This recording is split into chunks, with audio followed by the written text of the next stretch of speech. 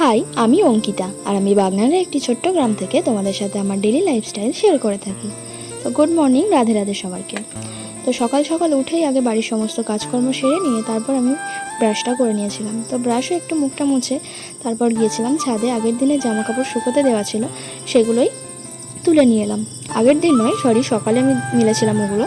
যাই হোক, তারপর নিজের বসানো গাছগুলোকে একটু আদর করে দিলাম, কারণ ওদেরকে দেখতে আমার খুব ভালো লাগে। তারপর আমি করে নিয়েছিলাম স্নান, আর স্নান করে আমি ফ্রেশ না হয়ে গিয়েছিলাম কলে গোপুসোনার বাসনগুলো ধুতে।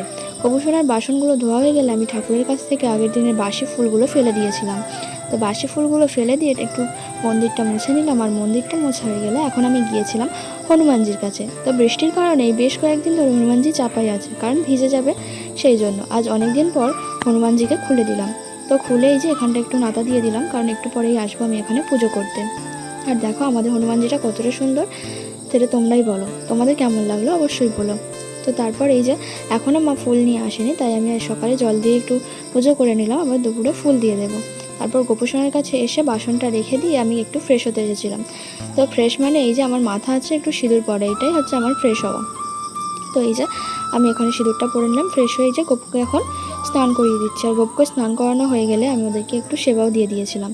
আজকে যতটুকু পেরেছিলাম ততটুকুই সেবার জন্য আয়োজন করেছিলাম। এই যে গপুকে কতটা সুন্দর লাগছে তোমরাই বলো।